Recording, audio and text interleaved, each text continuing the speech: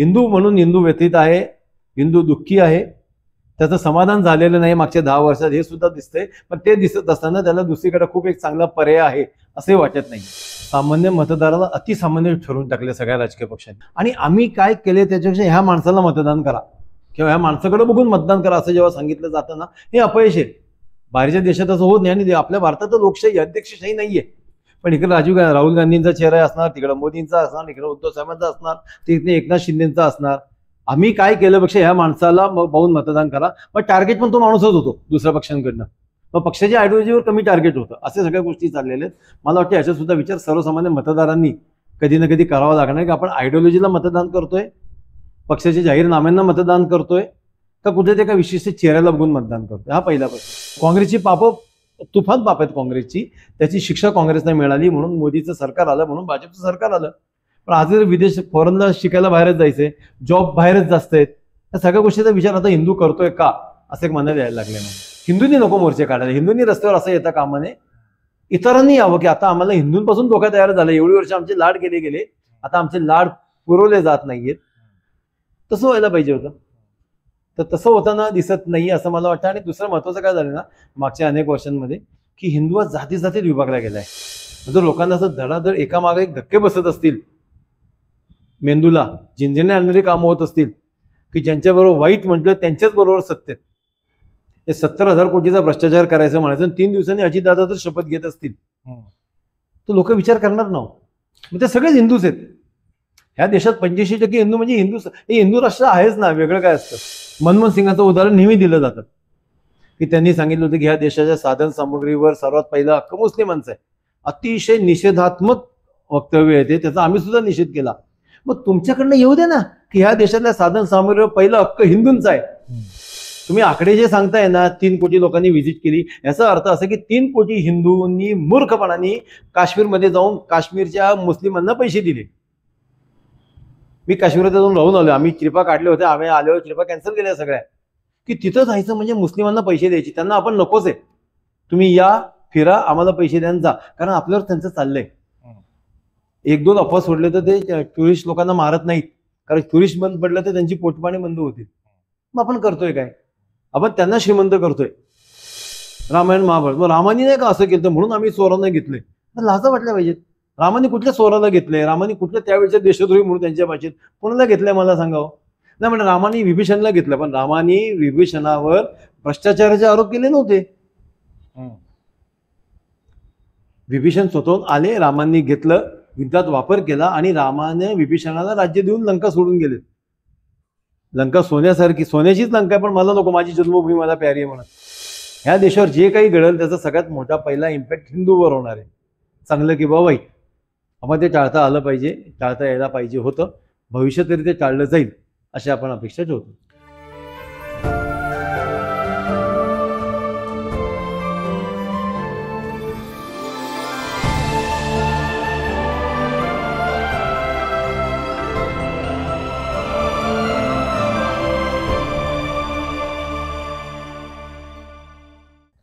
नमस्कार. बोलत राहूयाच्या आजच्या भागात तुम्हा सर्व रसिकांचं मनपूर्वक स्वागत. सध्या वारे वाहत आहेत निवडणुकीचे. म्हणजे एप्रिल महिन्यापासून प्रचाराची रणधुमाळी सुरू झाली.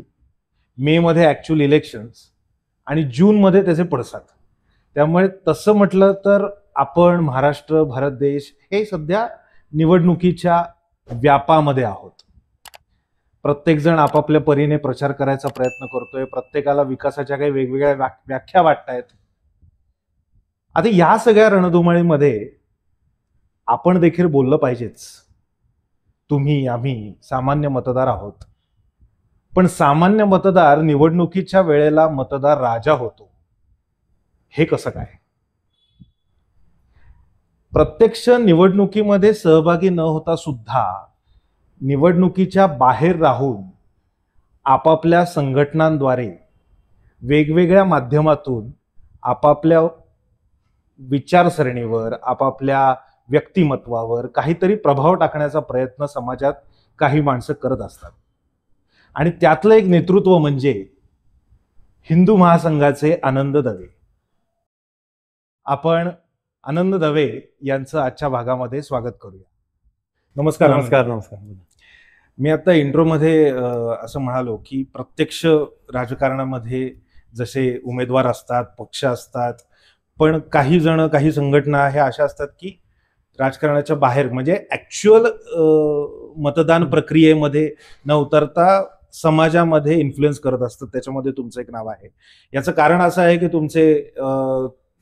तुम्ही केलेली विधानं, तुमचे इंस्टाग्राम किंवा फेसबुक, युट्यूबच्या माध्यमातून प्रसारित होणारे व्हिडिओज हे व्हायरल होतात. आणि नुसते व्हायरल नाही होत तर लोकांना ते पचनी देखील पडतात. काही लोकांना ते पटतात, काही लोकांना ते पटत नाहीत. अशा परिस्थितीमध्ये आता अगदी जे उंबरठ्यावरती निवडणूक येऊन थांबलेली आहे आणि आता मतदान प्रक्रिया सुरू होणार आहे, अशा वेळेला तुमची हिंदू महासंघातर्फे भूमिका काय? थोडंसं करेक्शन करतो बरं का. आम्ही बाहेर नाहीये, आम्ही आत आहोत. आम्ही सक्रिय राजकारणात आहोत. हिंदू महासंघ 1च वर्ष झाले स्थापना करून. आम्ही कसब्याची इलेक्शन लढलो, त्याचा इम्पॅक्ट सर्वांना माहिती आहे. आम्ही पुणे विद्यापीठाची सिनेटची पण निवडणूक लढलो होतो. त्याच्या आधी एकच उमेदवार उभा केला होता. आता अजूनही करू. लोकसभेत आम्ही त्या अर्थाने सक्रिय उमेदवार जरी दिला नसला तरी सुद्धा आम्ही त्याच्यावर एक काही मतं व्यक्त करतो आहोत. आम्ही बघतोय लोकांचं काय नेमकं दुःख आहे. अगदी हिंदू महासंघ म्हणून सांगायचं तर हिंदूंचं दुःख आम्हाला जास्त कळतं. किंवा आमचा कॅमेराच तिकडे की हिंदूंच्याच व्यथा मांडायच्या, हिंदूंच्याच व्यथा बघायच्या.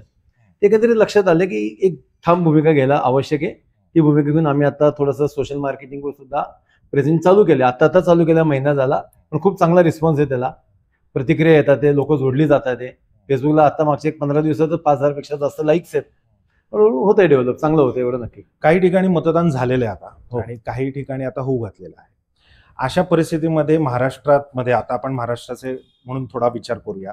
भले हे लोकसभेच्या पातळीवरती असलं तरी सुद्धा मला एक सांगा की तुमच्या नजरेतून आजचा जो सामान्य मतदार आहे त्या मतदाराची भूमिका नक्की मनामध्ये काय दडली असं तुम्हाला वाटतं? मी सांगू का, सामान्य मतदाराला अतिसामान्य ठरवून टाकले सगळ्या राजकीय पक्षांनी. अतिशय दुःखी येतो, व्यतीत आहे. त्याला माहितच नाही की नेमकं काय चाललंय, काय घडलंय आणि भविष्यात काय घडणार आहे. म्हणजे तुम्ही ज्याच्या विरोधात आमच्याकडे मतदान मागत आहात, आम्ही त्यांच्या विरोधात जर तुम्हाला मतदान केलं तुमचं ऐकून, तर भविष्यात तो तुमच्या मांडीवरच दिसणार नाही याची सामान्य मतदारांना शंकाच नाही. त्याला असं वाटतं की काही होऊ शकतं. किंवा अगदी उलटं जायचं तर ज्यांच्या सत्ताधाऱ्यांच्या विरोधात जे विरोधी पक्ष मतदान मागत आहेत ते सुद्धा भविष्यात तुम्ही त्यांच्याजवळ जाणार नाही अशी खात्री वाटत नाही. तर मतदाराला अतिशय गृहीत धरण्याचं काम म्हणायचं, आम्ही तर त्याला पाप असं म्हणतो. जे पाप गेल्या 2.5 वर्षात महाराष्ट्रापुरतं बोलायचं तर घडले, संपूर्ण देशात घडले. की मतदार काय आहे, गाढव आहे, अक्षरशः ह्याच शब्दात दगड आहे. त्याला गृहीत धरून जी काय कामं होतात त्यामुळे मतदार नाराज आहे. हे नाराजी भारत मागच्या 2 टर्ममध्ये दिसली. साधारण 10% मतदान कमी झाले. आम्हाला अशी भीती आहे की येणाऱ्या 2 टप्प्यात, जिथं खरा पश्चिम महाराष्ट्र सगळा आहे किंवा ज्या काही महत्वाच्या जागा तिथं आहेत तिथं सुद्धा मतदान कमी होईल अशी भीती म्हणू, आणि नोटाला चांगलं मतदान होईल असं सुद्धा आम्हाला आत्ता वाटतंय. ते घडू शकते एवढं नक्की. याला सगळं राजकीय पक्ष जबाबदार आहेत. नैतिकता नावाचा काही राहिलेलंच नाहीये, नीतिमत्ता राहिलेली नाहीये. कोणत्याही एका जातीचं किंवा एका धर्माचा एक पक्ष कोणत्या तरी बाजू घेतोय असे दिसत नाही. लोकांना मूर्ख बनवण्याचं काम आता सगळे राजकीय पक्ष करतात. त्यामुळे हिंदू महासंघाला ह्या लोकसभेनंतर एक चांगली स्पेस मिळेल असा आमचा अंदाज आहे. 2014 साली मोदींच्या नावावरती निवडणूक लढली गेली. भाजप पक्ष होता पण मोदींचा चेहरा होता. 2024 साली ज्या वेळेला भाजप निवडणूक लढवतोय त्यावेळेला सुद्धा त्यांची टॅगलाईन ही आहे की मोदी की गॅरंटी. बरोबर. म्हणजे व्यक्ती सापेक्ष कुठेतरी राजकारण चाललेलं आहे का काय, असा एक सामान्य माणसाच्या मनामध्ये प्रश्न उपस्थित राहतो. त्यावरती ज्या वेळेला तुम्ही एक हिंदू महासंघ म्हणून भूमिका घेता, म्हणजेच काय, तर तुमच्या नावामध्ये हिंदू आहे, तुम्ही हिंदूंची भूमिका ठामपणे समाजामध्ये मांडता. भारतीय जनता पक्ष हा सुद्धा हिंदूंची भूमिका मांडणारा पक्ष आहे. अशा वेळेला भाजप ज्या पद्धतीचं महाराष्ट्र नव्हे तर देश पातळीवरती राजकारण करते, हे हिंदू महासंघ किंवा हिंदू असताना त्याच्याकडे बघताना तुम्ही कसं बघता, कुठल्या नजरेने बघता, तुम्ही कुठला चष्मा वापरता त्याच्यासाठी? खरं ते राजकीय पक्षांचं दुर्दैव आहे किंवा अपयशाचं आम्ही मानतो की सर्व राजकीय पक्षांना एक चेहरा वापरावा लागतो, कोणत्याही राजकीय पक्षांना. आणि आम्ही काय केले त्याच्यापेक्षा ह्या माणसाला मतदान करा किंवा ह्या माणसाकडे बघून मतदान करा असं जेव्हा सांगितलं जातं ना, हे अपयश आहे. बाहेरच्या देशात असं होत नाही. आणि आपल्या भारतात तर लोकशाही, अध्यक्षशाही नाहीये. पण इकडे राहुल गांधींचा चेहरा असणार, तिकडे मोदींचा असणार, इकडे उद्धव साहेबांचा असणार, तिकडे एकनाथ शिंदेचा असणार. आम्ही काय केलं पेक्षा ह्या माणसाला पाहून मतदान करा. मग टार्गेट पण तो माणूसच होतो दुसऱ्या पक्षांकडनं. मग पक्षाच्या आयडिओलॉजीवर कमी टार्गेट होतं. असे सगळ्या गोष्टी चाललेल्या आहेत. मला वाटतं याचा सुद्धा विचार सर्वसामान्य मतदारांनी कधी ना कधी करावा लागणार की आपण आयडिओलॉजीला मतदान करतोय, पक्षाच्या जाहीरनाम्यांना मतदान करतोय, का कुठे ते एका विशिष्ट चेहऱ्याला बघून मतदान करतोय. हा पहिला प्रश्न. दुसऱ्याला हिंदुत्वाचं का, तर भारतीय जनता पक्ष हिंदुत्ववादी आहे का, तर निश्चित आहे, कारण भारतीय जनता पक्ष असं म्हणतोय. पण एकनाथ शिंदे सुद्धा हिंदुत्ववादी आहेत का, आहेत, ते सुद्धा असंच म्हणतात. उद्धव साहेब ठाकरे हिंदुत्ववादी आहेत का, तर निश्चित आहेत, कारण तेही तसंच म्हणतात. ह्या सगळ्या त्यांच्या बोलण्यावरून आपण चाललोय आता. पण उद्धव साहेबांचं मागचे काही वर्षातलं किंवा आघाडी सरकार आल्यानंतरचं आणि राष्ट्रवादी बरोबर जाण्यानंतरचं त्यांची एकंदरीत बघितलं तर हिंदुत्व थोडंसं का होईना त्यांनी कमी केलेलं जाणवतं स्पष्टपणे, असं आपण म्हणू शकतो. म्हणजे संभाजीनगर हे नावच काय ठेवायचं, तिथून त्यांनी जी काय सुरुवात केली ते थोडंसं हिंदू दुखावलेलं आहे, नाराज आहे, नक्की दिसतंय. एकनाथ शिंदेच्या बाबतीत कट्टर हिंदुत्वाची भूमिका घेण्याचा आजपर्यंत त्याचा योगच आलेला नाहीये. त्यांच्याविषयी आता काही कॉमेंट करता येणार नाही. भारतीय जनता पक्षांनी मात्र हिंदुत्वाचं वारं वाहत असताना किंवा वारं पुन्हा एकदा देशात आणल्यानंतर पण एक विचार हा पण केला जातो की हिंदूंचा विकास म्हणजे काय. मग फक्त राम मंदिर हा हिंदूंचा विकास होऊ शकतो का, तर ती राम मंदिर हा हिंदूची अस्मिता होऊ शकते. पण ह्या देशातलं पेट्रोल 100 रुपयांनी हिंदूच घेतोय. 85% हिंदू आहे या देशात. महागाई 1200 रुपयांनी सिलेंडर हिंदूंनाच घ्यावा लागतोय. बेरोजगारी हिंदूंना आहे. 2 कोटी नोकऱ्या वर्षाला लागणार होत्या, 10 वर्षात 20 कोटी नोकऱ्या लागल्या असत्या. त्यातल्या 17-18% तरी हिंदूंना लागल्या असत्या कोटी, पण त्या झालेल्या नाहीयेत. म्हणजे सफर पण हिंदूच झालाय या देशातला मॅक्झिमम. हे सगळंच मांडावं लागेल. काँग्रेसच्या काळात सुद्धा हिंदूच सफर होत होता या गोष्टींनी, आजही तोच होतोय. भ्रष्टाचार हा मोठा मुद्दा आहे आणि भ्रष्टाचारांना बरोबर घेणं हा तर त्याहून मोठा विनोद आहे. त्यामुळे सफर हिंदूच होते, दुःखी हिंदूची जी मी सुरुवात केली तुम्हाला की हिंदू दुःखी आहे, हिंदू व्यथित आहे मतदार म्हणून, तो हिंदूच आहे ना. मुस्लिमाची मतं एक गट्ट आहे, ती कुठे जातात कोणाला जातात सगळ्यांना माहिती, ते आताही दिसतील. मग ती मतं वळवण्यासाठी स्वतःकडं सगळे राजकीय पक्ष नको ते प्रयत्नही करतात. हे सगळंच चुकीचं होतंय. हिंदू म्हणून हिंदू व्यथित आहे, हिंदू दुःखी आहे, त्याचं समाधान झालेलं नाही मागच्या 10 वर्षात, हे सुद्धा दिसतंय. पण ते दिसत असताना त्याला दुसरीकडे खूप एक चांगला पर्याय आहे असे वाटत नाही. राम मंदिराचा मुद्दा तुम्ही उपस्थित केलात. मला असं वाटतं की ज्या वेळेला राम मंदिर उभं झालं तर काही पक्षांचं मी असं आधीच ऑलरेडी ठरवलं होतं की मुळात प्रभू श्रीराम हे काल्पनिक आहे. त्याच्यानंतर ज्या वेळेला मंदिराची स्थापना झाली आणि मंदिराची स्थापना झाल्यानंतर तेच पक्ष म्हणायला लागले की हा इव्हेंट आहे. बरोबर. ह्या दोन्हीमध्ये दुर्दैव हे की हिंदूच पुढे आहे. म्हणजे ही सुद्धा भूमिका घेणारा सुद्धा मॅक्झिमम हिंदूच आहे आणि तो रोज मंदिरात पण जातो. हा, म्हणजे भारतीय जनता पक्षाच्या विरोधात जी हिंदू मतदान करतात ते काय सगळे हिंदुत्व विरोधी आहेत, देशद्रोहित असे म्हणते ना. ते मंदिरात जातात, तेही गणपती बसवत असते, ते नवरात्र, दसरा, दिवाळी सगळंच करतात. त्यांना कदाचित ती ताठर भूमिका आवडत नसेल असा प्रश्न आहे. पण मला तेच म्हणायचंय की हे दुर्दैव वाटत नाही का तुम्हाला की हिंदूच ही भूमिका कशी काय घेतो. खरं ती लोकशाही आहे पहिली गोष्ट. वेगवेगळे मतं विचारात येऊ शकतात. दुसरं, ह्या देशात जर फक्त धर्मांधता चालली असती किंवा फक्त हिंदुत्व चाललं असतं तर म्हणजे हिंदू महासभापासून अगदी बाळासाहेबांपर्यंत, वंदनीय बाळासाहेबांपर्यंत कट्टर हिंदुत्ववादी जे होते ते सुद्धा सत्तेत कधीच नाही आले ना. म्हणजे ह्या देशातल्या लोकांना फक्त कट्टर आपल्याला हिंदू पाकिस्तान करायचं नाहीये हे त्यांचं ब्रेन स्पष्ट आहे. तो पिढ्यानपिढ्या तसंच आहे. आपल्याला हिंदू पाकिस्तान नाही करायचं, कट्टर हिंदुत्ववादी असणं याचा अर्थ हिंदूंना प्रायोरिटी मिळणं असा असू शकतो. हिंदूंनाच सगळं मिळेल असं नाहीये, हे स्पष्टपणे लोकांचा विचार दिसतोय. दुसरं मी तुम्हाला सांगतो, मी त्याविषयी अनेक चॅनलवर होतो, लाईव्ह मध्ये होतो त्यावेळी जेव्हा राम मंदिराचा निकाल लागला आणि राम मंदिराची जमीन आपल्याला दिली गेली. त्यानंतर लगेच तो दुसरं एक पान विधान होतं की तिथंच 100 एकर जागा मशिदीसाठी पण दिली गेली. जगातली सगळ्यात मोठी मशीद अयोध्येत होणार आहे. जगातली 5 मिनारची एकमेव मशीद अयोध्येत होणार आहे.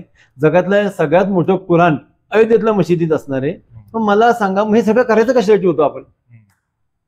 राम मंदिराला जाताना येताना लाईनीत थांबताना जर मला ती 100 एकर जमीन दिसणार असेल मग हिंदूंना खरंच काय मिळालं का असा प्रश्न परत आजही तसंच राहतो ना. राम मंदिर आवश्यक आहे, राम मंदिर अस्मितेचा प्रश्न आहे. ज्यांनी रामाच्या अस्तित्वावर शंका घेतली त्यांना त्याची पापं फेडावी लागली. पुढच्या 4 पिढ्या काँग्रेसला त्यासाठी मतदान नक्कीच करणार नाही, ही निश्चित आहे. एक पण त्यानंतर अयोध्या, मथुरा बाकीच आहे, काशी बाकी, त्याच्याविषयी काहीच नाही झालेलं. बाबरी पडली म्हणून राम मंदिर झालं. मग काशी मथुरा का तेव्हाच पडले असतं तर बरं झालं असतं का. बरं, दुसरं काय ना, तुम्ही काशीला कॉरिडॉर केलंय. काशीला तुम्ही कॉरिडॉर केलं, जे अहिल्यादेवींनी मंदिर बांधलं होतं त्याला तुम्ही ते संरक्षित केलं, थोडंसं डेव्हलप केलं अगदी असं म्हणू की आपण लोकांनी पर्यटन स्थळ सारखं केलं, पण मूळ जी मशीद आहे जिथं नंदी बघतोय ते तिथंच आहे. अहिल्यादेवीची एवढी ताकद झालेली होती की त्यांनी औरंगजेबानी पाडलेल्या मंदिराच्या शेजारी एक मोठी मंदिर बांधलं, ती शिवप्रतिमा तिथं उभी केली, ज्याला आपण ज्योतिर्लिंग म्हणतो आपण आता. पण अहिल्यादेवीची एवढी ताकद नव्हती की त्या मंदिराला ते मशिदीच पाडावं, तिथं मंदिर बांधावं. तुम्ही ते डेव्हलप केलं, तुम्ही कॉरिडॉर केलं. तुमचं असं नव्हतं ना, तुमचं आश्वासन कॉरिडॉरचं नव्हतं. अयोध्या पहिली जाकी आहे, काशी मथुरा बाकी आहे सांगितलं होतं तुम्ही जर तेव्हा सांगितलं आम्ही कॉरिडॉरच बांधणार आहोत तर कदाचित गोष्ट वेगळी होती. म्हणजे हिंदूंना हिंदू म्हणून खरंच काय मिळालं हा प्रश्न नेहमीचा कायम मी आमचा तो कायम राहणारच आहे. आणि बाकीच्या अनेक गोष्टी आहेत, शिक्षणापासून गोष्टी आहेत. आजही आपली मुलं शिकायला बाहेरच जातात आहे ना. मागचे 10 वर्ष काँग्रेसची तुफान पाप आहेत काँग्रेसची. त्याची शिक्षा काँग्रेसला मिळाली म्हणून मोदीचं सरकार आलं, म्हणून भाजपचं सरकार आलं.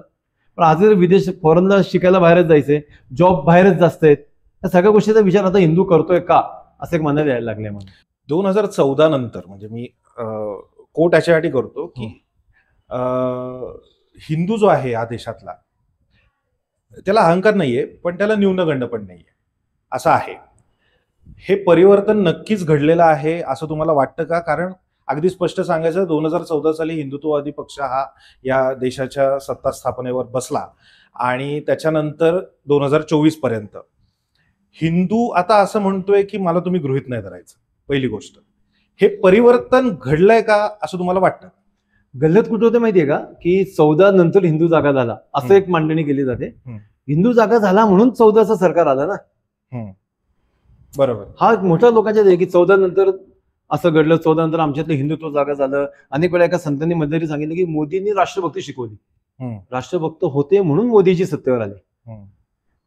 हे उलट आपण जातो का काही वेळा असं वाटतं. पण निश्चितच हिंदूने एक मोरल सपोर्ट मिळाला, हिंदूने एक नैतिक आधार आला मोठा की माझ्या मागे काहीतरी माझं एक सरकार आहे जे माझं काम करेल. पण पुन्हा तेच आहे की युरोप सगळे ख्रिस्तीच आहेत, बरोबर ना.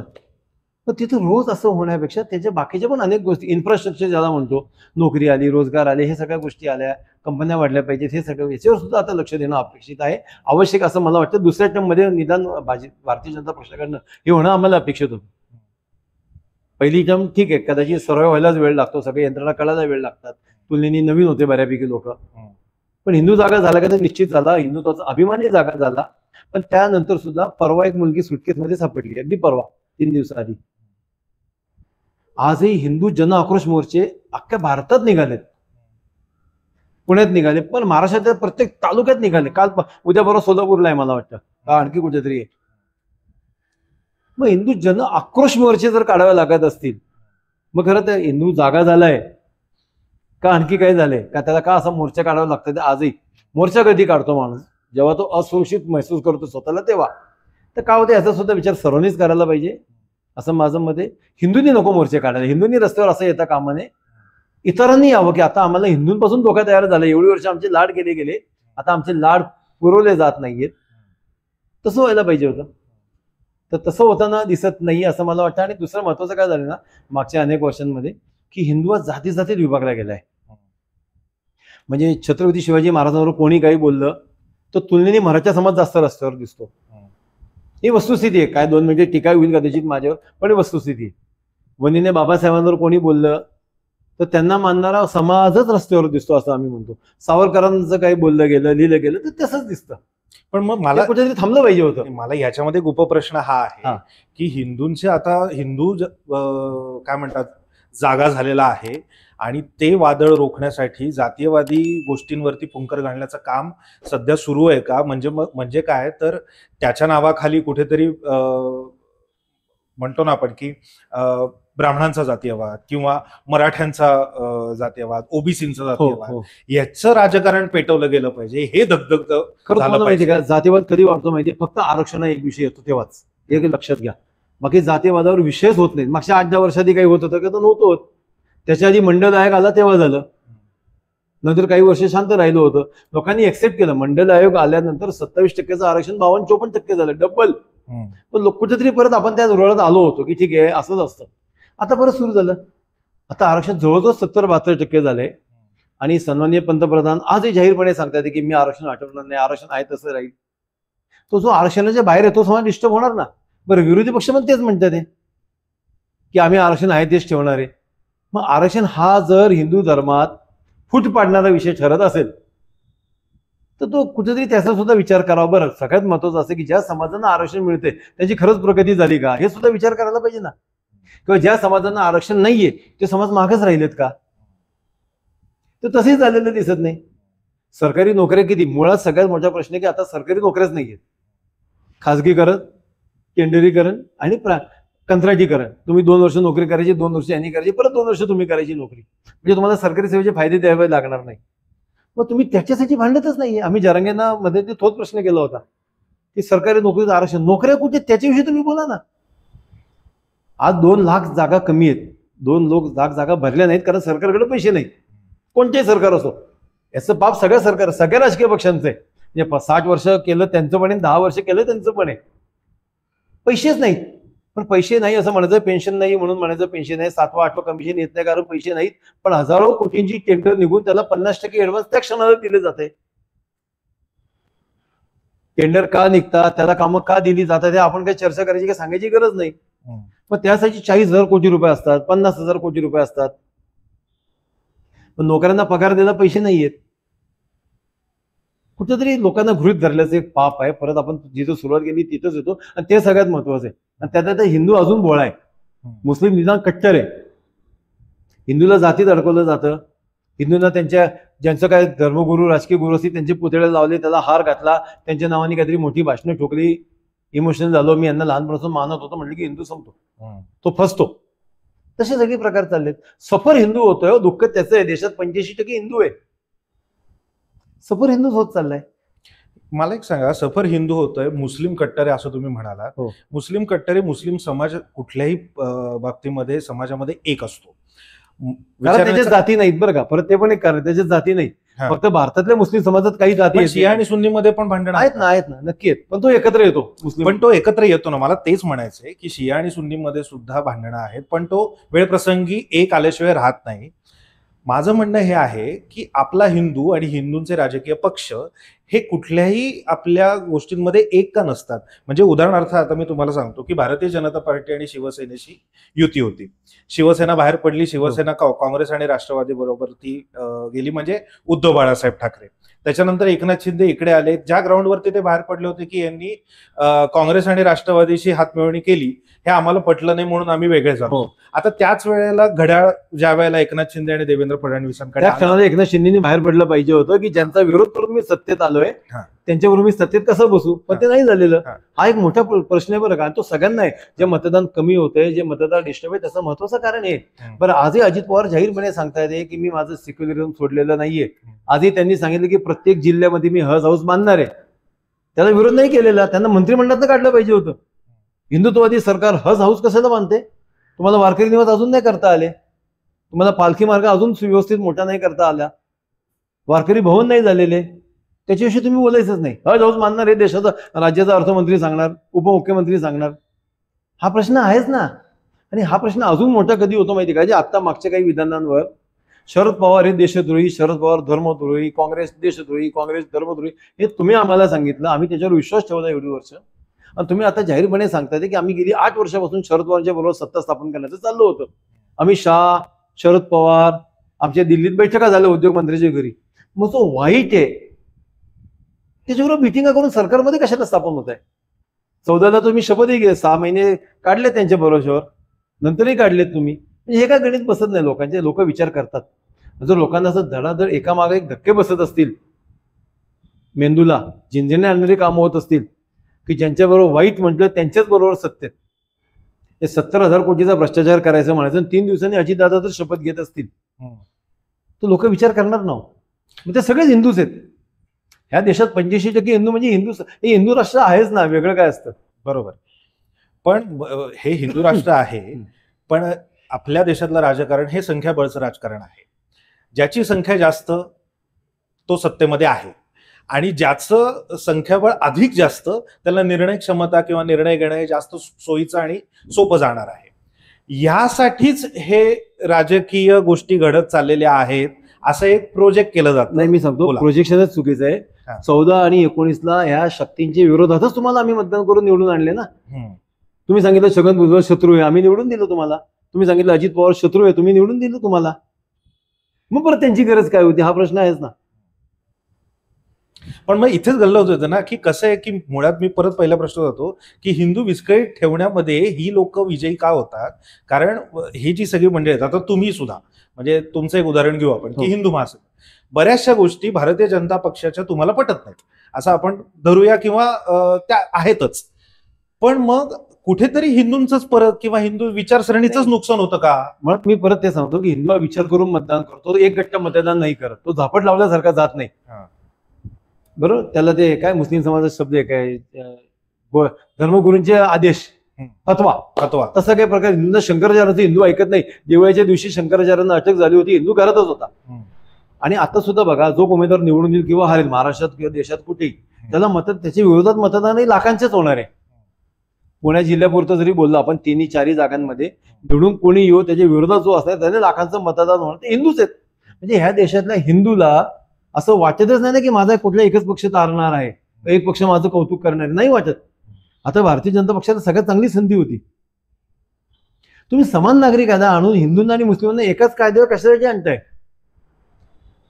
तुम्ही त्यांचा काय तो लग्न तलाक, तुम्ही त्यांची तलाक 3 तलाक अवघड केलं प्रोसिजर. हिंदूंना काय मिळालंय? तुम्ही त्यांचा हिजाब काढला, हिंदूंना काय मिळालंय? मनमोहन सिंगाचं उदाहरण नेहमी दिलं जातं की त्यांनी सांगितलं होतं की ह्या देशाच्या साधन सामग्रीवर सर्वात पहिला हक्क मुस्लिमांचा आहे. अतिशय निषेधात्मक वक्तव्य आहे ते, त्याचा आम्ही सुद्धा निषेध केला. मग तुमच्याकडनं येऊ दे ना की ह्या देशातल्या साधन सामग्रीवर पहिला हक्क हिंदूंचा आहे. तुम्ही किती वर्ष तेच प्रत्येक सभेत, आजही सन्माननीय मोदीजी तेच करतात की बघा मनमोहन सिंग असं बोलले होते. मग तुम्ही त्याला काउंटर म्हणून असं सांगा की नाही, ह्या देशातला सर्वात पहिला हक्क हिंदूंचा आहे. पहिलं नोकरी, पहिली ऍडमिशन, पहिलं प्रमोशन हिंदूंचं ऍडमिशन घेतलं जाईल. जर त्या जागासाठी कुठल्या हिंदूंनी क्लेम केला नाही तर आम्ही मुस्लिमांचा, ख्रिश्चनांचा विचार करू. पण मोदींनी सावरकरांचं वाक्य आहे की देश भारतामध्ये सगळे राहतील पण हिंदू हा प्रथम नागरिक असेल, बाकीचे दुय्यम नागरिक असतील. करायला पाहिजे ना. आमच्या राहुल गांधींकडनं अपेक्षा नाहीत, असूच शकत नाही. देशाला सर्वाधिक खड्ड्यात टाकणारा पक्ष असेल तो काँग्रेस, असं आम्ही आजही मानतो. पण ते सावरकरांवर बोलणार नाही. माहिती आहे, जेव्हा मोदीजी पुण्यात येतात आणि सावरकरांचा उल्लेखही करत नाहीत. पुण्यात एकूण 4 सभा झाल्या, पुण्यात झाली, साताऱ्यात झाली, त्या दिवशी एका दिवसात एकही उल्लेख होत नसेल तर आम्हाला वाईट वाटणार ना. मग आम्ही तटस्थ राहू, आम्ही मतदान नाही करणार, आम्ही नोटा वापरू. कधीच असं बघू की दोघेही सावरकरांचं नाव घेत नसतील तर 10 वर्ष तुमची झाली, आता वेगळ्या पक्षाला स्थान द्यायचं का, असं जर कोणी मतदारांनी विचार केला तर फक्त मतदार दोषी आहे असं नाही म्हणता येणार आपल्याला. हिंदूंना मी हिंदू म्हणून बांधू शकतच नाही. हिंदू झापट लावून मतदान करत नाही, एवढं नक्की. हिंदू विचार करूनच मतदान करतो आणि प्रचंड बहुमताने वेगळं सरकार आणतो. तो वाजपेयीच्या सरकारनंतर 10 वर्ष त्यांनी मनमोहन सिंगांना आणलंय आणि एवढ्या मोठ्या प्रमाणात लगेच भाजपला सुद्धा केलंय 10 वर्ष त्यांनी. तो विश्वास ठेवतो, तो संधी पण देतो, नंतर विचार करतो. पण मोदींनी, तुम्ही जसं मगाशी म्हटलं की हिंदू हा प्रथम नागरिक असला पाहिजे आणि बाकीचे दुय्यम असले पाहिजेत. हिंदू किंवा या देशाच्या संपत्तीवरती किंवा साधन सामग्रीवरती पहिला अधिकार हा मुसलमानांचा आहे हे डॉक्टर मनमोहन सिंगांनी स्टेटमेंट केलं. त्याच्यानंतर मोदी सुद्धा तेच कोट करतात. पण हिंदूंची बाजू घेऊन सुद्धा काश्मीरचा प्रश्न 370 हटवलं ना मोदींनी. सर, माझं सगळं म्हणणं तुमच्या सगळ्यांना या इंटरव्ह्यू बघत असताना आपापले मोबाईल हातात घ्यावे, गुगल करावं आणि गुगलला जावं domicile law for Jammu and Kashmir. 370 मागच्या दरवाज्यांनी परत आणलं गेलं इनडायरेक्टली. आता सुद्धा काश्मीरमध्ये तोच माणूस जाऊन राहू शकतो जो गेली 15 वर्ष तिथला स्थानिक नागरिक आहे किंवा तिथल्या नोकरीत आहे. म्हणजे तुम्ही आणि मी आजही काश्मीरमध्ये जाऊन राहू शकत नाही. पण त्याच्या पुढे जाऊन म्हणायचे सगळं सोडा, मागच्या 5 वर्षात किती लोक जाऊन राहू शकली. तो तुम्ही आकडे जे सांगताय ना, 3 कोटी लोकांनी व्हिजिट केली, याचा अर्थ असा की 3 कोटी हिंदूंनी मूर्खपणाने काश्मीरमध्ये जाऊन काश्मीरच्या मुस्लिमांना पैसे दिले. मी काश्मीरमध्ये जाऊन राहून आलो, आम्ही ट्रिपा काढल्या होत्या, आम्ही आल्यावर ट्रिपा कॅन्सल केल्या सगळ्या. की तिथं जायचं म्हणजे मुस्लिमांना पैसे द्यायचे, त्यांना आपण नकोच आहे. तुम्ही या, फिरा, आम्हाला पैसे द्या जा, कारण आपल्यावर त्यांचं चाललंय. 1-2 अफवा सोडले तर ते टुरिस्ट लोकांना मारत नाहीत, कारण टुरिस्ट बंद पडलं तर त्यांची पोटपाणी बंद होतील. मग आपण करतोय काय? आपण त्यांना श्रीमंत करतोय. आमचं देशातल्या हिंदूंना आव्हान आहे की नका जाऊ काश्मीरमध्ये, तुमचा पैसा जिहादसाठी तुमच्याकडेच परत येणार आहे, तुमच्या विरोधात. पण लक्षात येत नाहीये. किती हिंदू राहायला गेले, केंद्र सरकारने शोधपत्रिका काढावी. हे नालायकच होते म्हणून तर आम्ही तुम्हाला आणले, आणि तेच तेच परत घडते का काय अशी एक भीती वाटते आम्हाला. तुम्ही वक्फ बोर्डाचं उदाहरण 100 वेळा देताय आता, मग तुम्ही काढा ना ते. तुम्हाला नाही कोणी सांगितलंय. त्याचं भांडवल करण्यापेक्षा असं सांगा की यांनी आणलं होतं, आम्ही ते काढलं, ह्यांनी असं केलं, त्यांनी असं केलं, त्यांनी सांगितलं पहिला कायदा, पहिला अधिकार त्यांचा. तुम्ही सांगा ना की पहिला अधिकार हिंदूंचा, तसा कायदा करा, सोपं आहे, करता येऊ शकतं. पण ते होत नाही. राज ठाकरेंचा मनसैनिक सध्या गोंधळलेल्या अवस्थेत दिसतोय. याचं कारण तो उघड उघड बोलतोय सुद्धा. म्हणजे मनसैनिक जो आहे किंवा कार्यकर्ता जो आहे तो उघड उघड बोलतोय सुद्धा. पुण्यामधली जी सीट आहे, जी वसंतदादा मोरेंना अपेक्षित होती मनसेकडनं, जी त्यांना मिळाली नाही, त्यामुळे त्यांनी पक्षाला सोडचिठ्ठी दिली आणि वंचितकडनं त्यांनी तिकीट घेतलं. तर आणि नंतर झालं असं की राज ठाकरेंनी गुढीपाडव्याच्या सभेमध्ये शेवटी 2 वाक्यामध्ये असं सांगितलं की फक्त नरेंद्र मोदींसाठी आमचा पाठिंबा आहे, मला कुठल्याही जागा नको, मला कुठलीही अपेक्षा नाही, विधान परिषद नको, काही नको, फक्त नरेंद्र मोदींसाठी आपण प्रयत्न करणार आहोत. काही महिन्यांपूर्वी राज ठाकरेंची भूमिका अशी होती की ते लावरे तो व्हिडिओ पासून सगळ्या गोष्टी ज्या झाल्या त्या सगळ्या भाजप केंद्रित झाल्या, आणि आता डायरेक्टली परत ती युटर्न ज्याला म्हणतो, खरं तर राजसाहेबांना युटर्न हा शब्द मान्य नसतो. युटर्न ही भूमिका काय असते मला मान्य नाही असं स्वतः ते म्हणतात. पण हे स्टेटमेंट ज्या वेळेला सभेच्या शेवटी ऐकल्यानंतर शिवाजी पार्कमध्ये जमलेले मनसैनिक तर सोडाच, पण महाराष्ट्रातल्या घरोघरी असणारे जे मनसैनिक आहेत किंवा कार्यकर्ते आहेत राजसाहेबांचे, ते सुद्धा संभ्रमावस्थेमध्ये गेले. मी सांगतो फक्त मनसेचं सैनिक नाही, मनसेचं नेतृत्वच कन्फ्युज आहे आता, असं जे तुम्ही सांगितलं तसं. मी त्या दिवसाचं सांगतो, मी माझ्या मित्राला फोन करत होतो आणि मी त्याला सांगितलं राजसाहेबांची सुरुवात ऐकून, हा व्यभिचार संपला पाहिजे, हा भ्रष्टाचार संपला पाहिजे, कोणालाही येत आहे कोणालाही घेत आहे, कोण कुठे जातोय काही कळत नाही. मी त्याला म्हटलं अरे मस्त, राजसाहेब आज भूमिका घेत आहेत. आणि शेवटचं वाक्य एकदम वेगळं आलं. 10 मिनिटं आधी राजसाहेब वेगळे वाटत होते, पण राजसाहेबांनी काय भूमिका घ्यावी, हा मनसेचा अधिकार, राजसाहेबांचा अधिकार, त्याचे फायदे तोटे त्यांना उपलब्ध होतील. प्रश्न असा की फक्त मनसेचा कार्यकर्ता डिस्टर्ब आहे का? अजिबात नाही. काँग्रेसचा कार्यकर्ता डिस्टर्ब आहे. आजपर्यंत उद्धव साहेबांना विरोध केलाय शिवसेना म्हणून, बाळासाहेबांनी प्रचंड वेळा झापलंय जाहीरपणे. उद्धव साहेबांचा सैनिक डिस्टर्ब आहे, आजपर्यंत यांच्या विरोधातच लढलोय. राष्ट्रवादीला तर काहीच कळत नाही की काय नेमकं राष्ट्रवादी कुठली जावं हे कळत नाही, हा प्रकार. सेम तसं आत्ताच्या अजित पवार आल्यानंतर मी पुण्यातल्या अनेक लोकांशी बोलतोय ना, पुण्यातला भारतीय जनता पक्षाचा कार्यकर्ता सर्वाधिक डिस्टर्ब आहे. पुण्यातला राष्ट्रवादीचा कार्यकर्ता त्यानंतर डिस्टर्ब आहे अजित पवारांना मानणारा. मला काल एका खडकवासल्याच्या असं माणसांनी सांगितलं की दवे आम्हाला 8-8, 10-10 हजार मतं पडलीत मागच्या वेळेस राष्ट्रवादीच्या विरोधात, आम्ही निवडून नाही आलो, आणि आता आम्हाला दिसतंय की आम्ही युतीत आहोत, पुढच्या वेळेस आम्हाला त्याचा प्रचार करावा लागेल, मग आम्ही सगळं केले कशासाठी? सगळ्याच पक्षाचे कार्यकर्ते डिस्टर्ब आहेत. कोणालाही कळत नाही की पुढच्या वेळेस आपण नेमके आपले नेते कोणाबरोबर जातील. बरं, कार्यकर्त्यांनी एवढं अंधानुकरण करण्याची खरंच गरज आहे का, हा एक प्रश्न आहे ना. आम्ही चर्चा करतो, आमच्याकडे खूप कमी कार्यकर्ते आहेत, अगदी वस्तुस्थिती, पण आम्ही ओल चर्चा करतो ना, मतं ऐकतो, झापाझापी होते, अगदी जोरात बोलतो. तो अधिकार कार्यकर्त्यांना का दिला जात नाही? ह्याच्या गाडीत बस की त्या गाडीत बसला, ह्या गाडीत बस की त्या गाडीत बसला, आणि काय उदाहरणं देतात ना, उदाहरणाचे म्हणजे दया यावी की व्यावी अशी परिस्थिती हो. रामायण महाभारत, मग रामानी नाही का असं केलं म्हणून आम्ही चोरांना घेतले? लाजा वाटल्या पाहिजेत. रामानी कुठल्या चोराला घेतलंय? रामानी कुठल्या त्यावेळेच्या देशद्रोही म्हणून त्यांच्या भाषेत कोणाला घेतलंय मला सांगावं? नाही म्हणजे रामानी विभीषणला घेतलं, पण रामानी विभीषणावर भ्रष्टाचाराचे आरोप केले नव्हते. विभीषण स्वतःहून आले, रामांनी घेतलं, युद्धात वापर केला, आणि रामाने विभीषणाला राज्य देऊन लंका सोडून गेले. लंका सोन्यासारखी, सोन्याचीच लंका आहे, पण मला नको, माझी जन्मभूमी मला प्यारी आहे म्हणत. इथे तुम्ही सत्ता उपभोगता त्यांच्या बरोबर. छगन भुजबळ, अजित पवार हे छगन भुजबळांच्या शेजारच्या कोठडीत असतील, हे तुमचे वाक्य आहेत, आणि तुम्ही तुमच्या दोघांना तुमच्या शेजारच्या खुर्च्या दिल्यात. तोही कार्यकर्ता डिस्टर्ब, तो कोणत्या तोंडाने पुढचे छगन भुजबळ जिंदाबाद म्हणत भाजपचा कार्यकर्ता जाणार, किंवा राष्ट्रवादीचा कार्यकर्ता जाईल, किंवा एकनाथ शिंदे साहेबांचा जाईल, किंवा उद्धव साहेबांचा जाईल? मतदाराच्या पुढे तर आत्ता यावं लागणार आहे त्यांना. हे फक्त वरच्यावर नेत्यांचं सगळं सेटिंग झालंय. त्यानंतर लोकसभा आणि विधानसभा आणि महानगरपालिकेत बघा की कार्यकर्ता कोणत्या तोंडाने जाईल, त्याला मतदार विचार नाही यावेळेस तुझं चिन्ह कोणतं. आमच्या मतदारसंघांमध्ये जो एक खुला प्रवर्गाचा मतदार म्हणतो आपण ज्याला, तो डिस्टर्ब आहे. कारण आजपर्यंत आम्ही घड्याळाच्या विरोधातच मतदान केलं. आम्हाला घड्याळ सहनच होत नाही बघून. आता घड्याळाला मतदान करायला सांगायचं कसं, हा कार्यकर्त्यांनाही प्रश्न पडलाय. म्हणून बैठका सगळ्यात जास्त चालू आहेत त्या भागांमध्ये, की लोकांना समजून सांगावं लागेल. पण तो भुजबळांचा राग आहे, मिटकरींवरचा राग आहे. तुम्हाला आठवत असं आम्ही पुण्यातल्या राष्ट्रवादी कार्यालयावर अक्षरशः दंगल झाली त्या दिवशी आमची आणि राष्ट्रवादीच्या कार्यालयाची. कारण भुजबळ विचित्र बोलले होते, मिटकरी विचित्र बोलले होते, आणि त्यावेळेस सन्माननीय देवेंद्रजींनी आमची बाजू घेतली होती. मग आज मिटकरी आणि भुजबळ कुठे आहेत? मग तो कार्यकर्ता पण बघतोय ना. आम्ही जास्त जाहीरपणे भूमिका घेतो म्हणून कार्यकर्ते आमच्याशी जास्त प्रामाणिकपणे बोलतात. आम्ही कधी कोणाची नावं घेत नाही, कोणत्या पक्षाचंही खूप सांगायची गरज नाही. पण डिस्टर्ब आहे, कार्यकर्ता डिस्टर्ब आहे, मतदार डिस्टर्ब आहे, सगळ्या पक्षांचा कार्यकर्ता डिस्टर्ब आहे. आणि याची परिणती वाईट होणार एवढं नक्की. मध्यंतरी एका संतांशी अशी बोलण्याचा प्रसंग आला. त्यांनी सांगितलं की जे महाभारतात घडलं होतं ना, सगळे कौरवही गेले, सगळे पांडवही तसे जिंकले नाहीच म्हणता येणार. तसं या पुढच्या 2 वर्षात सगळ्या राजकीय पक्षांचं होणार आहे.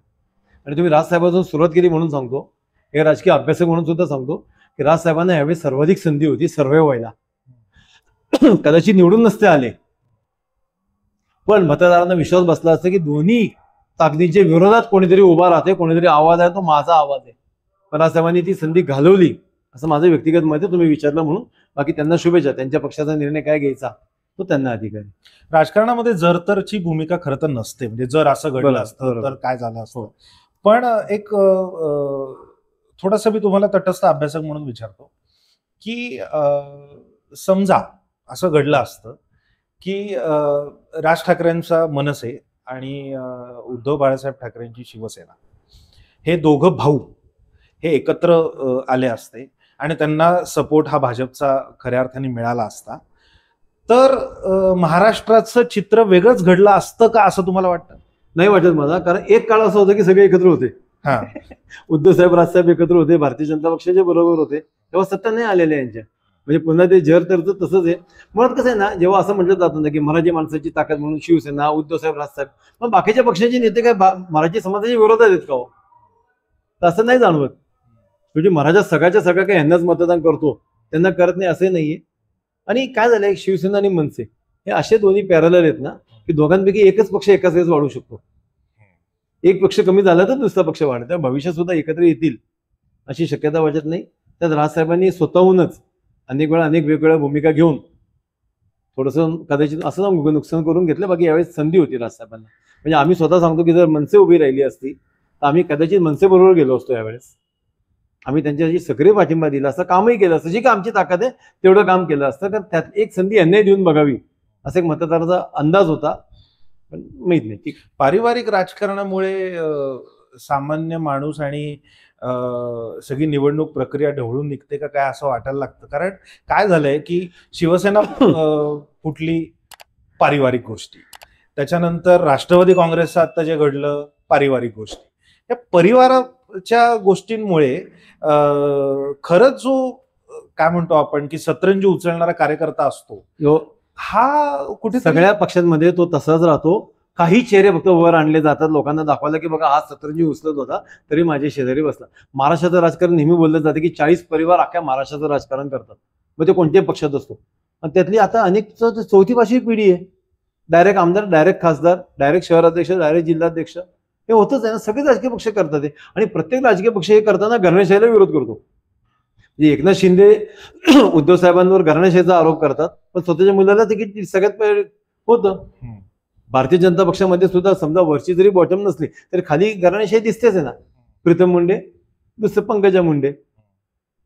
एक राव पूनम महाजनचं तिकीट कापलं गेलं, पण ते घराणेशाही हे कारण नाही, त्याचं त्याची वेगवेगळी कारणं असतील. घराणेशाही दिसतेच. मतदारांना जे पहिल्यापासून सांगते गृहीत धरायचं काम. तुम्ही लोकांना चॉईसच ठेवत नाही ना. मी माझा नातू उभा केला, तुम्ही तुमचा नातू उभा केला, संपलं ना. मतदारांना ह्या 2 नातूंपैकी एक निवडायचं आहे. शिवसेना सुरुवातीच्या काळात का वाढली होती की ती घराण्याशाहीच्या विरोधात गेली. 1960 आणि 70च्या दशकातला बोलतोय मी. आणि प्रत्येक घराण्यातल्या वैतागलेली दुसरी पिढी ती शिवसेनेबरोबर अटॅच झाली होती की आम्हाला घराण्याशाही मोडायला एक आधार मिळाला. आणि जी आता सुरुवात केली की तो मनसेला यावेळेस सगळ्याच संधी होती. मनसेच्या पूर्ण काळातील सर्वाधिक सुवर्ण संधी 2024ला होती.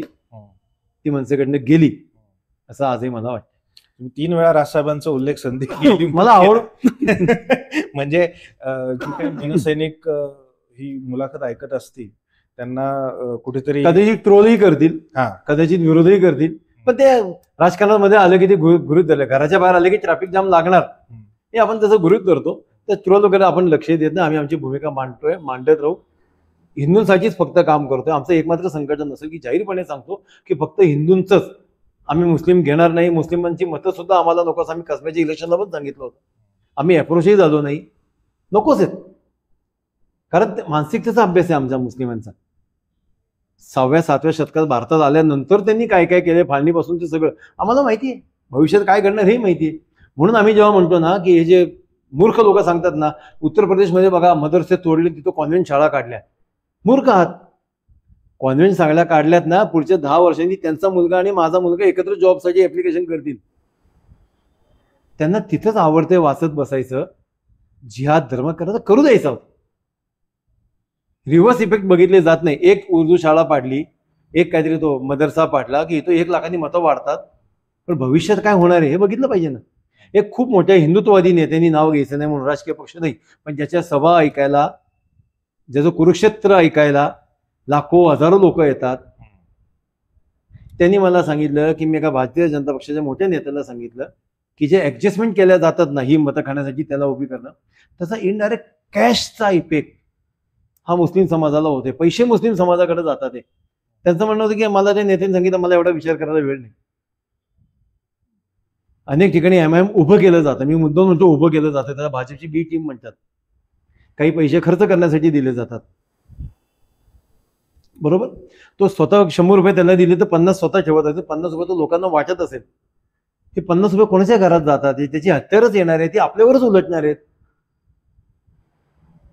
पण दुसरी बाजू बघता येत नाही. आणि मला कदाचित एक परमेश्वराचं वरदान असेल, मला दुसरी बाजू जास्त लवकर दिसते की याचे साईड इफेक्ट काय होणार आहेत. आणि साईड इफेक्ट मध्ये हिंदूचं नुकसान होतं, एवढं नक्की.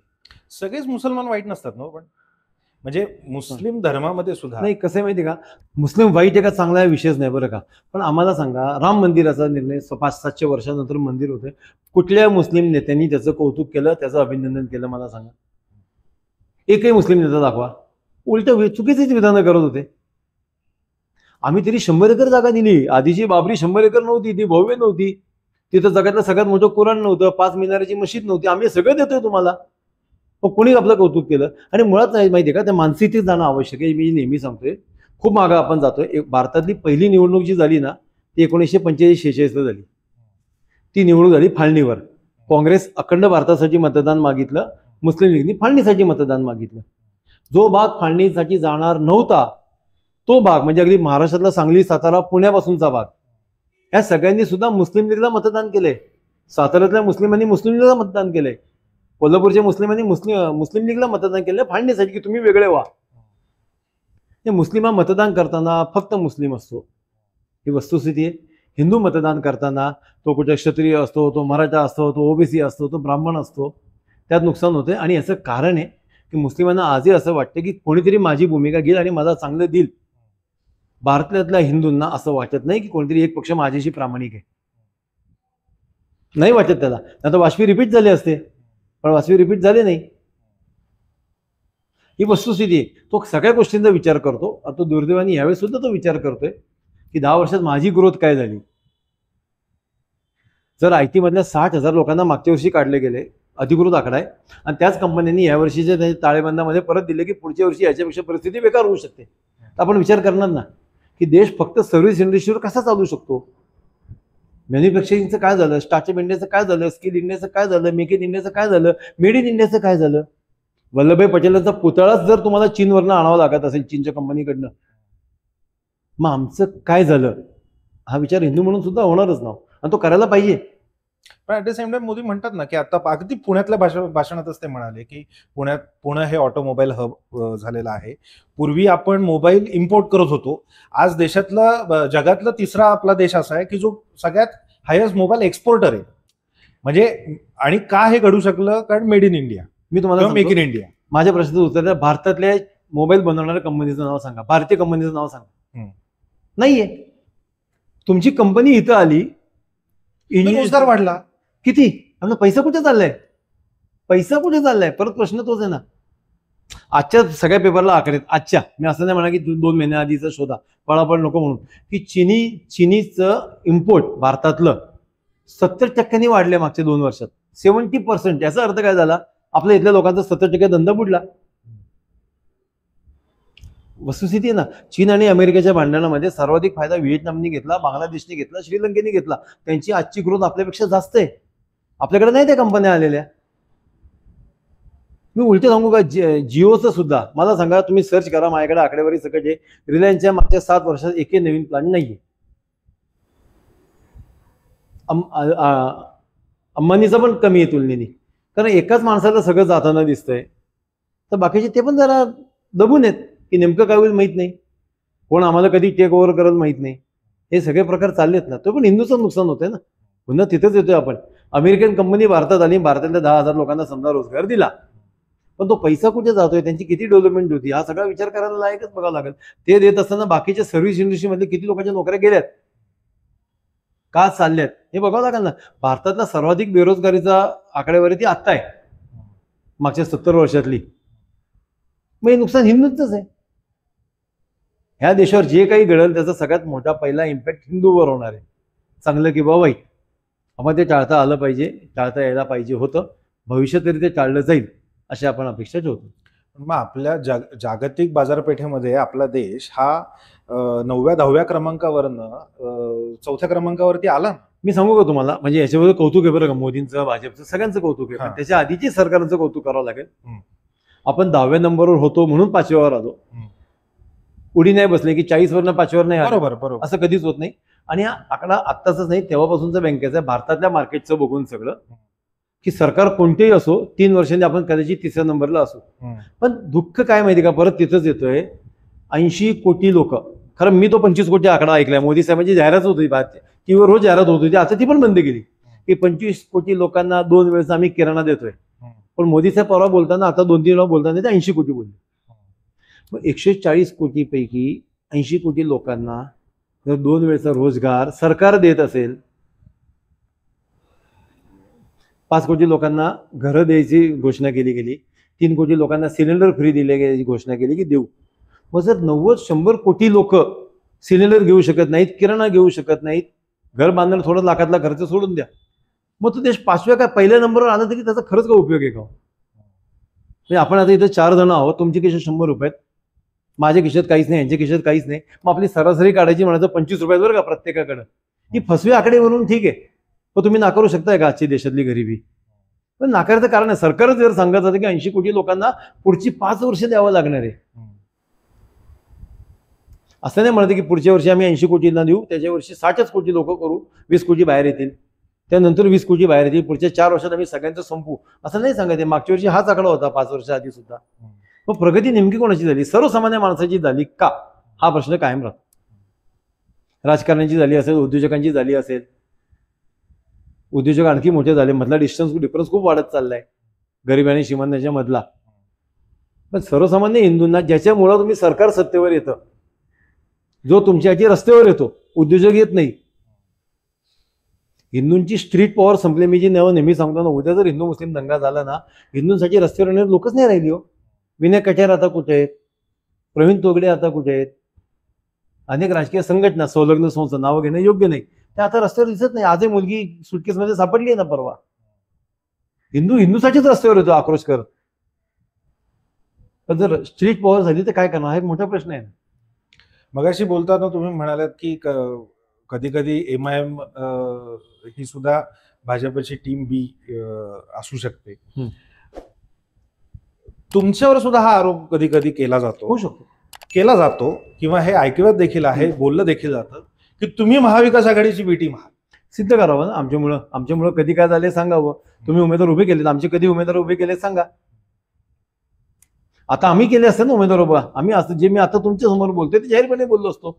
पण MIM भाजपला डायरेक्ट नावं ठेवत नाही. वंचित आघाडी बघा सुद्धा कसं व्यवस्थित सक्रिय राजकारण करते किंवा डिप्लोमॅटिक राजकारण करते. आम्ही जाहीरपणे सांगतो की काँग्रेस वाईट आहे. मी आताही सांगितलं की काँग्रेसला पापाची फळं भोगावी लागलेली आहेत, राष्ट्रवादीला भोगावी लागली आहेत. आम्ही आधी सांगितलं तुम्ही शरद पवारांना वाईट आहे, तुम्ही सांगितलं, आम्ही नाही सांगितलं. त्यामुळे तसे आरोप होत राहते. मी तुम्हाला म्हटलं ना की बाहेर आलो की ट्रॅफिक जाम मध्ये अडकणार याची कल्पना आहे. ट्रोल होत राहील, आम्ही आमची भूमिका मांडत राहू. आम्हाला त्या राजकारणामध्ये स्पेस दिसतोय एवढं नक्की आहे. लोक सगळीच नाराज आहेत. तुम्ही रोजगारावर बोलणार नाही, तुम्ही अर्थकारणावर बोलणार नाही, तुम्ही समाजकारणावर बोलणार नाही, तुम्ही मॅन्युफॅक्चरिंग हबवर बोलणार नाही, तुम्ही विकासावर बोलणार नाही. किती लोकांना रोजगार उभे केले स्वतःचे. माझं जाऊ द्या, जे आता व्ह्युअर सगळे बघतील त्यांना विचारू की तुमच्या ओळखीचे किती लोकांना नोकऱ्या लागल्या आहेत चांगल्या, किती लोकांना बँकांकडून सहज कर्ज मिळालंय. जर देश 5व्या नंबरवर आहे तर देशाकडे कोट्यवधी रुपये पाहिजेत की जे देशाने लाख 2 लाख 5 लाख रुपये नवीन उद्योजकांना देता आले पाहिजेत. अशी कोणती यंत्रणा आपण राबवली आहे. आणि सगळ्यात पक्ष जबाबदारी मी तुम्हाला सारखं सारखं सांगतोय. शेवटी कसं असतं, जेव्हा सरकार तुमचं असतं ना तेव्हा तुम्हाला जास्त विचारलं जातं. बरोबर. आता मी काँग्रेसला विचारू शकत नाही मागच्या 10 वर्षात काय केलं. मी आता उद्धव साहेबांना विचारत नाही की तुम्ही काय केलं, पण माझ्या युट्यूबला जो फक्त आनंद दवे सर्च करा. जेव्हा उद्धव साहेब जातीचं राजकारण करत होते, मला शेंडी जाणव मान्य नाही म्हणत होते, तेव्हा आम्ही विचारले की उद्धव साहेब तुमची सोयरीक सांगा. तुम्ही काय शेंडी जाणव म्हणजे कशाला जास्त बोलायला सांगताय. तुमचे सोयरीक आम्हाला माहिती आहेत, काय आडनावाची लोक आहेत, तुमचे नातेवाईक आहेत, हे आम्ही सांगतो ना. पण आता उद्धव साहेबांना आम्ही सांगून उपयोग नाही ना. आता सरकार जर यांचं असं आम्ही त्यांनाच टार्गेट करणार. 10 वर्ष तुम्हीच सत्तेवर असताना आम्ही तुम्हालाच विचारणार ना की काय झालं. त्यामुळे हे होत राहणार, त्याला काही इलाज नाही. जेव्हा ते सत्तेवर येतील तेव्हा आम्ही त्यांनाही विचारू की तुम्ही काय केलं, तुम्ही आम्हाला सांगितलं होतं हे करणार आहे आणि हे काय नाही झालं. मूर्खासारखा प्रत्येक महिन्याच्या 1 लाख रुपये देणार, कसे देऊ शकतील. पैसे कुठे आहेत देशात. तुमच्याकडे आकडेवारी आहे का, सेन्सेक्स झाला आहे का, तुम्ही काही आढावा घेतले आहेत का, कोणत्या भागात किती गरीब आहेत. काही नाही, प्रत्येक महिन्याला 1 लाख रुपये देणार. काय बोलतो आपण, काँग्रेसलाही काढायला पाहिजे. पण फक्त लोकांना गृहीत धरायचं जे राजकारण आहे ना ते नडणार आहे एवढं नक्की. हिंदू महासंघाचे राजकीय अँबिशन्स काय आहेत? हिंदू बहुल राजकारण सगळ्यात महत्वाचं, कट्टर हिंदुत्वाचं राजकारण, जिथं देशद्रोह्यांना ज्यांनी फाळणीसाठी मतदान केले त्यांना सुद्धा काही स्थान नसणार. आणि रोजगाराचं बोलावं लागेल. आमची संस्था लहान आहे पण आमच्या 2 पतसंस्था आहेत. आम्ही काही ना काही मदत करतोय. आमचा बेरोजगार सेल आहे, कोणत्याही राजकीय संघटनेचा नाही, आमचा बेरोजगार सेल आहे. आम्ही आतापर्यंत 3च नोकऱ्या लावल्या, पण आम्ही 3 नोकऱ्या लावल्यात ना. हे कोणाचं काही कामच नाही दिसत. फक्त बोंबाबोंब करायची, फक्त ओरडाओरडी करायची, ते करणार नाही. आम्ही प्रतिक्रियावादी नाही आहोत. आमच्याकडे काही प्लान आहे आणि भविष्यात ते हळूहळू तो वाढेल एवढं नक्की. मेनली कसं आहे की सध्या इलेक्शन लढणं कुठलंही, म्हणजे अगदी महानगरपालिकेचं सुद्धा इलेक्शन लढणं, हे सगळे पैशाचे खेळ आहेत तसं म्हटलं तर. कारण पैसा हा फार प्रचार आणि या सगळ्या गोष्टीसाठी खर्च करायला लागतो. आणि मोठ्या पक्षांमध्ये प्रादेशिक पक्ष किंवा छोट्या छोट्या उमेदवार, संघटना, अपक्ष उमेदवार हे दबून जातात, कारण त्यांना जे बॅकिंग असतं ते त्यांना नसतं. अगदी साहजिक आहे. तर याच्यामधून काय म्हणतात की याच्यामधून हिंदू महासंघ कसं उभं राहील? तुमचं एक अस्तित्व टिकून ठेवण्यासाठी तुम्ही आम्हाला असं वाटतं की वाढणार? मतदार हुशार झालाय. आम्ही त्याच्याकडे 4 वेळा पोचू शकलो नाही तरी त्याला लक्षात येतं की ह्या पक्षाचा उमेदवार उभा आहे, त्याचे विजन आहेत, त्याचे व्ह्यू आहेत. जसं तुम्ही सुरुवात केली की सोशल मीडियावर आता आमचा अवेअर चाललाय, लोक व्हायरल करतात, लोक त्याच्यावर चर्चा करतायत. तर लोकांना माहिती असतं की कोण उमेदवार आपल्याकडे आलाय किंवा आपल्या ह्याच्यामध्ये आहे, आपण उमेदवारीमध्ये आहे. लोक विचार करतील. लोक सर्वांना कंटाळलेली आहेत. लोक आमचा नक्की विचार करतील. भविष्यात हिंदू महासंघ, त्याला वेळ लागणार आहे. आम्ही अजिबात अंधमार्गाने जात नाहीये की पुढचेच आम्हाला काही देखील, बिलकुल नाही. 10 ते 15 वर्ष लागतील. आमच्या सगळ्या पदाधिकाऱ्यांना आम्ही सांगितलेलं की आपण आंब्याचं झाड लावतोय, आपल्याला फळं खायला मिळणार नाहीत, पण एक चांगला विचार घेऊन जावं लागेल. निदान आम्ही एवढं करतोय की देशाच्या राजकीय पक्षांना, राज्याच्या राजकीय पक्षांना त्या भूमिकेवर बोलायला लावतोय. ही काही कमी नाहीये. फक्त हिंदू हिंदू हिंदू करायचं, फक्त पाकिस्तान किती पाहिजे नाही चालणार. म्हणजे तरी तेच की या देशातलं सरकार असं आलं पाहिजे की पाकिस्तानी फटाके नाही वाजवले पाहिजे. अरे मेलेला देश, भिकारी झालेले देश, वाजवू द्या फटाके. त्याच्याकडे फटाके पण लवंगीच घेऊ शकतात विकत ते. पण सध्या चीननी पण नको फटाके वाजवायला. काँग्रेसच्या काळातही चीनचं वाढलं होतं. चीननी नको फटाके वाजवले का, अरे साधे आता भारतात सगळं तयार करते तर आम्हाला माघार घ्यावी लागेल. चीन खुश नको व्हायला, ह्याची आपण आता काळजी घेतली पाहिजे. आजच्या सगळ्या वर्तमानपत्रात बातम्या आहेत. आपण त्यांचा निषेध केलाय. आज सुद्धा त्यांनी बांधकाम केलंय. डोकलांगमध्ये 1000 घरांची वस्ती, 1000 घरं, म्हणजे तिथं शाळा आली, तिथं दवाखाने आले, तिथं बेकरी आले, तिथं लॉन्ड्र्या आल्या. हे सगळं चीननी डोकलांमध्ये केलंय ना. आता तयार आहे, रेडी आहे आता. आणि आता पाक व्यक्त काश्मीरनी, म्हणजे पाकिस्तानने ती जागा परस्पर दिली. चीनला. तिथे त्यांनी बांधकाम केले म्हणून भारताने निषेधही केलाय, आम्ही हे खपवून घेणार. म्हणजे नेमकं काय करणार? त्यामुळे चीन खुश होऊ नको हे सुद्धा आपण काळजी घेतली पाहिजे, एवढं आमचं म्हणणं आहे. आणि ते सरकार घेईल येणारं, कोणी का असं ना, कारण आता सगळे सुधारलेत. यांचे लक्षात आलंय की हिंदूंना डावलून राजकारण केल्याची फळं काय भोगलीत आपण. कदाचित हे चांगली भूमिका घेतील, कदाचित आताची जे सत्तेवर आहेत ते परत आले तर ते निदान बाकीच्या गोष्टींवर लक्ष देतील, अशी आम्हाला अपेक्षा आहे. जाता आता शेवटचा प्रश्न. आता जे समोर इलेक्शन आहे आणि मी सुरुवातीला म्हटलं की एप्रिल पासून प्रचाराची रणधुमाळी सुरू झाली.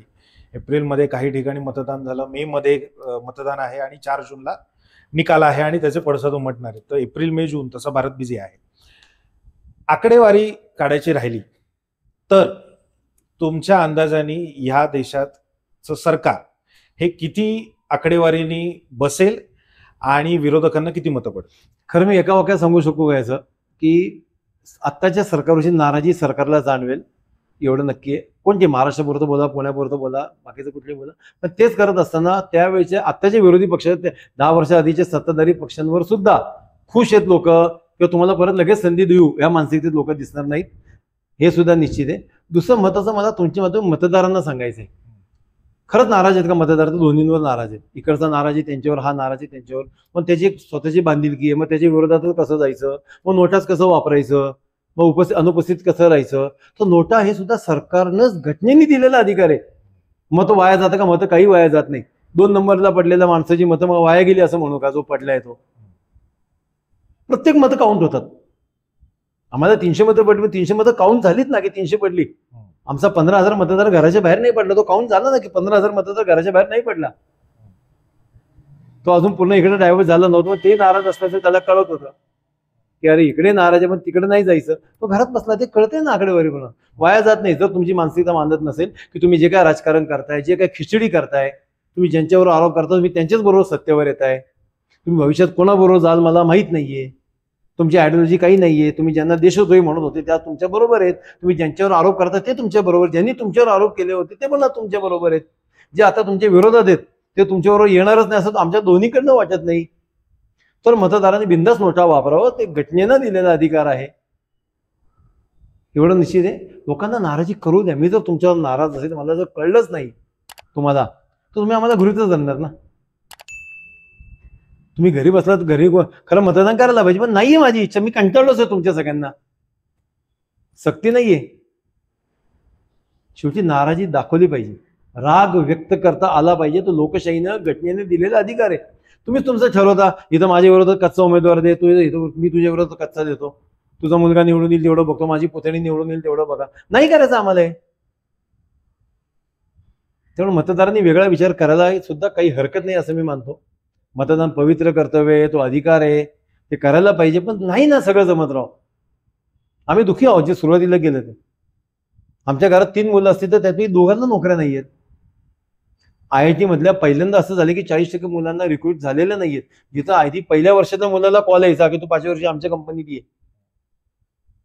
1 आणि 2 लाखाची पॅकेज ते घेतात. आता देशाची आर्थिक स्थिती, देशावरचं कर्ज, सगळ्या गोष्टीचा विचार सगळ्यांनीच करायला पाहिजे ना.